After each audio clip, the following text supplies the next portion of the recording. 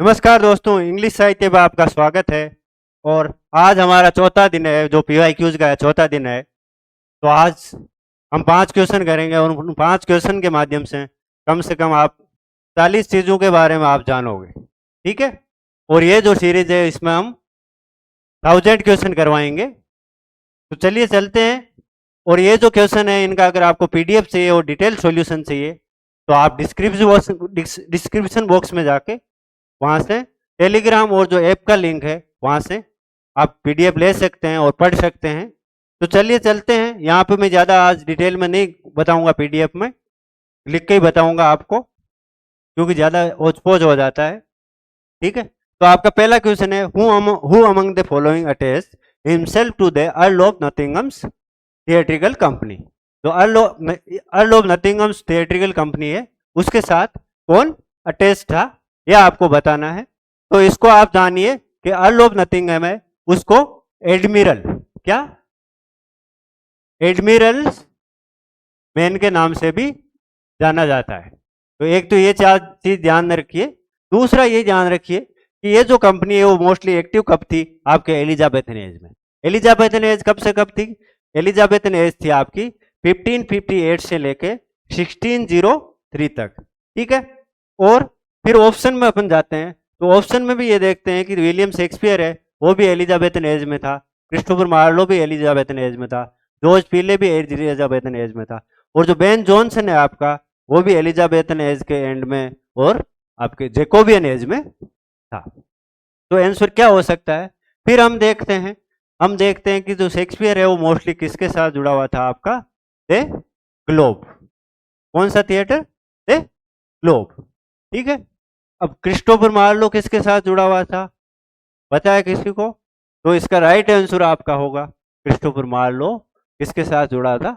Admirals man या the Earl of नथिंगम की जो थिएट्रिकल कंपनी थी, उसके साथ कौन जुड़ा हुआ था आपका? Christopher Marlowe. तो इनके बारे में थोड़ा सा हम डिटेल में और देखते हैं कि क्रिस्टोफर मार्लो है, उनके कुछ वर्क्स है जो इंपॉर्टेंट है, उनके बारे में आपको पता होना चाहिए। तो एक तो है आपका डॉक्टर फोस्टस। क्या है? Doctor Faustus. एक है आपका एडवर्ड सेकंड। Edward second. तो ये 2 वर्क है वो बहुत इंपॉर्टेंट है, और भी वर्क है, लेकिन यहां मैं इतना ही मेंशन करूंगा इनका। फिर आपका जॉर्ज पीले। जॉर्ज पीले का कौन कौन से वर्क्स इंपॉर्टेंट है? एक तो है आपका इसका द ओल्ड वाइव्स टेल। कौन सा? The old wives tale. दूसरा है इसका एडवर्ड फर्स्ट। ठीक है। तो क्रिस्टोफर मार्लो ने एडवर्ड सेकंड लिखा, इसने एडवर्ड फर्स्ट लिखा है। और एक इसने जो प्ले लिखा है वो किंग जॉन था, उस पे लिखा है। ठीक है। तो उस प्ले का पूरा नाम आप जरूर देखिएगा। और उस प्ले से इंस्पायर होके शेक्सपियर ने भी क्या लिखा है? King John. तो इसलिए ये इंपॉर्टेंट हो जाता है। तो इसने किंग जॉन पे क्या प्ले लिखा है, नाम क्या है उस प्ले का, ये आप जरूर देखिएगा, जॉर्ज पीले ने। अब आपका जो बेन जॉनसन है, बेन जॉनसन के इंपॉर्टेंट वर्क है वो है आपका, एक तो every man in his humour, every man out of his humour, और उसके अलावा आपका है द अल्केमिस्ट, द अल्केमिस्ट, वॉल्पोन, और इसके अलावा कौन सा जो इंपॉर्टेंट है आपका? एपिसीन। एपिसीन और द साइलेंट वुमन। ठीक है। तो ये इसके कुछ बेन जॉनसन के इंपॉर्टेंट वर्क्स है। तो इनके बारे में जो वर्क्स मैंने मेंशन किए, इनके बारे में थोड़ा जरूर देखिएगा, नेट में क्वेश्चन आते रहते हैं इनके बारे में। और जो बेन जॉनसन है वो आपका जेकोबियन एज में था। अब अगले वाले क्वेश्चन पे चलते हैं अपन। अगला क्वेश्चन है, who among the following has used lines from the Shakespearean play Othello to critique racism in one of his poems. ये कौन सा राइटर है जिसने अपनी पोइम में तो शेक्सपियर का जो ओथेलो है उससे लाइन यूज की है, किसके लिए? रेसिज्म को क्रिटिक करने के लिए। ठीक है। तो ये हम देखते हैं इन राइटर के बारे में। तो हम ये देखते हैं कि जो सारे जो राइटर है वो राइटर आपके ब्लैक राइटर है। ठीक है। पहली चीज तो आपको ये देखना है। तो मतलब सारे ही रेसिज्म है उसको तो क्रिटिक करते हैं। तो यहां से तो इसका कोई आपको आंसर मिल नहीं रहा है। अब आपको राइटर के बारे में थोड़ा डिटेल में पता होगा तभी आप इसका आंसर दे पाओगे। तो अगर आपको नहीं पता है तो मैं पहले आंसर बता देता हूं। इसका आंसर होगा आपका डेरेक वॉलकॉट। अब थोड़ा मैं डेरेक वॉलकॉट के बारे में बता देता हूं कि डेरेक वॉलकॉट कौन था, कहां से था और इसने क्या लिखा है। तो आपका जो डेरेक वॉलकॉट है वो है आपका सेंट लुइजिया से है। सेंट लुइजिया कहाँ है? सेंट लुइजिया आपका कैरिबियन आइलैंड में। क्या? कैरिबियन आइलैंड में। तो ये कैरिबियन राइटर है। और इसके जो इंपॉर्टेंट वर्क है वो कौन सा है? एक तो इसका इंपॉर्टेंट वर्क है वो है dream on a dream on monkey mountain. Dream on monkey mountain. और जिस पोइम, एक पोइम है जिसमें इसने ओथेलो की लाइंस यूज किए रेसिज्म को क्रिटिक करने के लिए। उस पोइम का क्या नाम है? उसमें भी आपका मंकी आता है।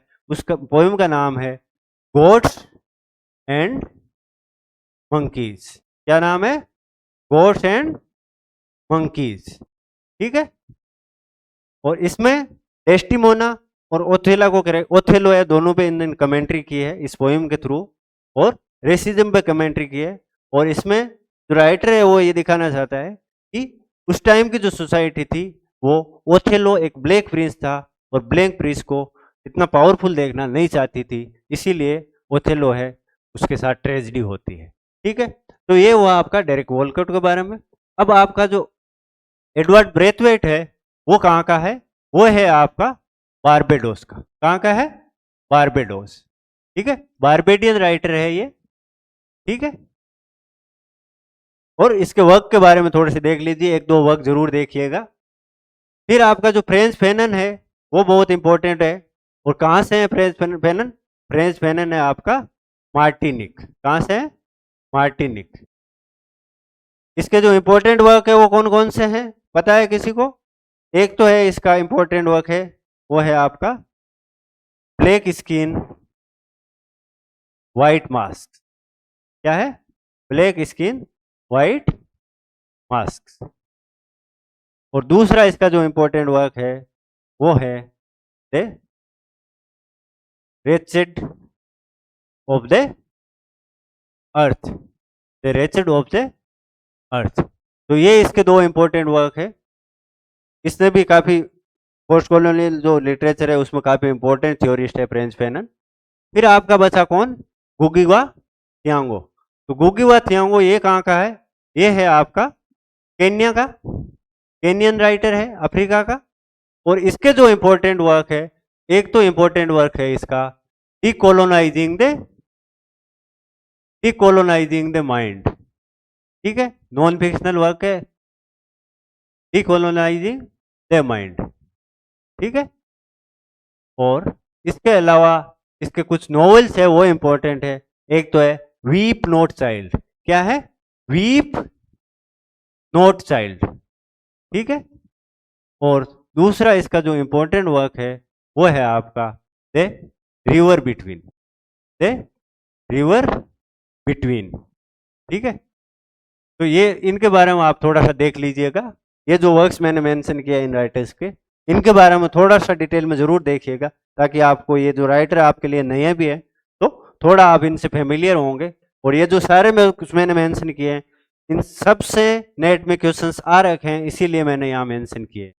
ठीक है। तो बहुत इंपॉर्टेंट है, घूम फिर के इनसे क्वेश्चंस आते हैं नेट में। और जो दूसरे कम्पिटिटिव एग्जाम्स है जैसे आपके डीएसएस भी ले लीजिए, हरियाणा पीएससी ले लीजिए, राजस्थान की जो आरपीएससी है उसमें ले लीजिए, और बहुत सारे एग्जाम्स जो स्टेट पीएससी है, जो सेट होता है आपका, इन सब में इनसे क्वेश्चंस आते हैं। ठीक है। तो थोड़ा सा ध्यान से देखिएगा इनको।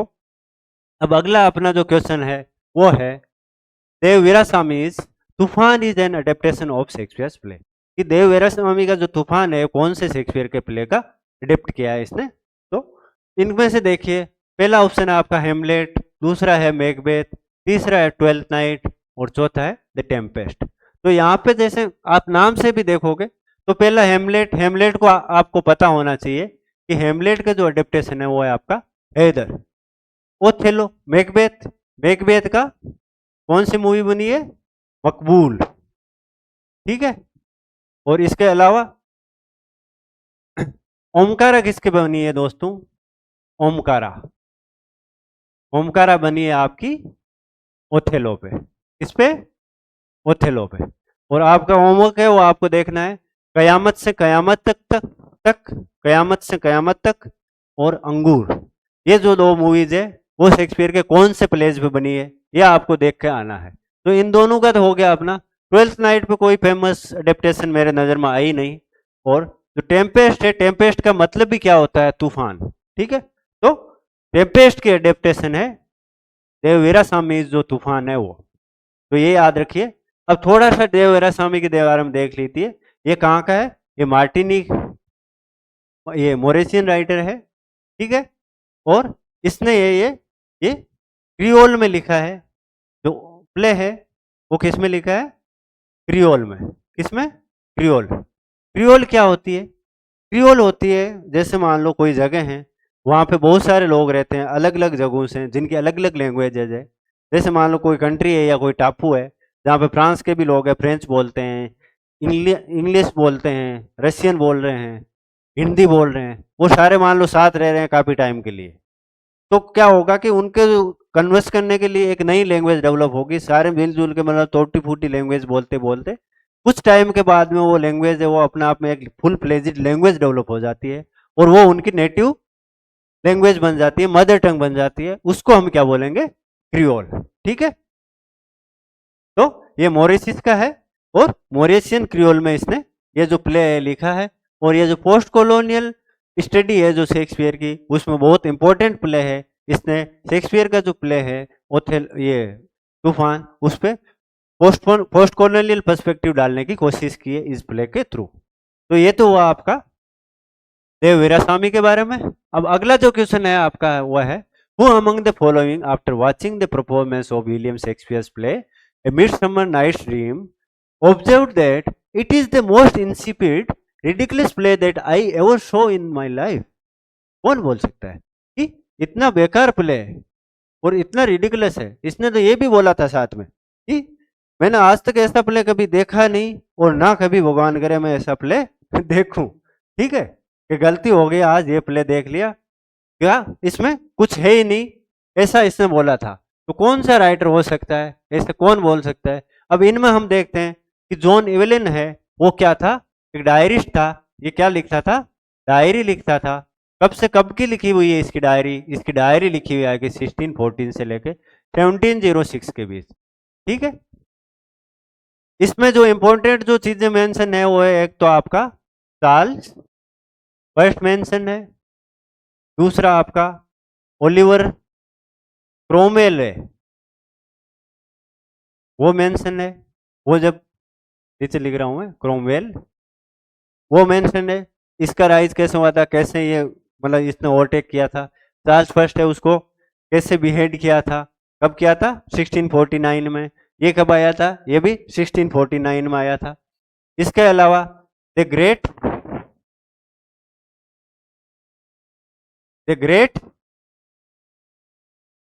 फायर है, उसके बारे में मेंशन है इसका इस डायरी में। और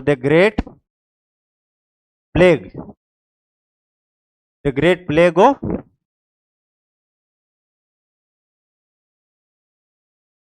जब ग्रेट प्लेग ऑफ लंदन है उसके बारे में मेंशन है। और ये कब आई थी? 1666।